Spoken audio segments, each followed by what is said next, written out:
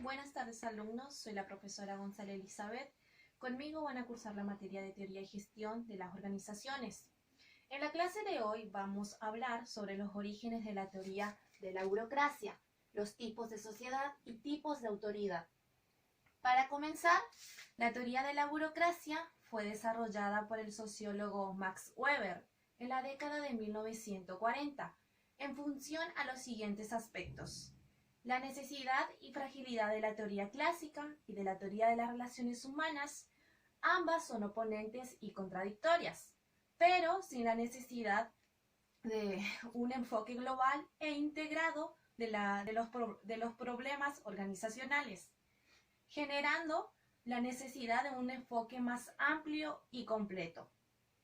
La necesidad de un modelo de organización racional caracteriza a todas las variables involucradas, así como el comportamiento de los miembros que en ella participan. Esto no se aplica solamente a las fábricas, sino a todas las formas de organizaciones humanas y principalmente a la empresa. El creciente tamaño y complejidad de las empresas, donde exigieron modelos organizacionales mucho más definidos. Miles de hombres y mujeres puestos en diferentes sectores de producción, en diferentes niveles jerárquicos. Los ingenieros y los administradores estaban en lo alto de la pirámide y los obreros en la base.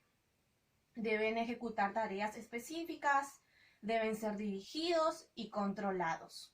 Tanto la teoría clásica como la teoría de las relaciones humanas fueron insuficientes para responder a una nueva situación. El resurgimiento de la sociología de la burocracia. A partir del descubrimiento de los trabajos de Max Weber, su creador, la sociología de la burocracia propone un modelo de organización y las organizaciones no tardaron en tratar de aplicarlo en la práctica. Origen de la burocracia. La burocracia es una forma de organización humana que se basa en la racionalidad, es decir, en la adecuación de los medios a los objetivos, fines pretendidos con la finalidad de garantizar la máxima eficiencia posible en el alcance de esos objetivos. Weber distingue tres tipos de sociedades. La primera es la sociedad tradicional, donde predominan características patriarcales y patrimonialistas, como las familias, el clan, la sociedad medieval, etc. La segunda es la sociedad carismática, donde predominan características místicas, arbitrarias y de personalidad, como en los grupos revolucionarios, en los partidos políticos, en las naciones en revolución, etc. La tercera es la sociedad legal racional o burocrática, donde predominan normas impersonales y racionalidad en la selección de los medios y los fines, como en las grandes empresas, en los estados modernos, en los ejércitos, etc. Tipos de autoridad. Para Weber, la autoridad significa la probabilidad de que un comando u orden específico sea obedecido.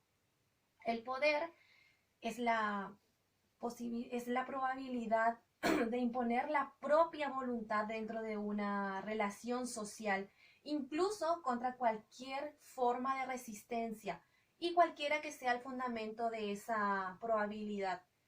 La autoridad proporciona el poder. Tener autoridad es tener poder. La reciprocidad no siempre es verdadera, pues tener poder no siempre significa tener autoridad. Weber presenta tres tipos de autoridades.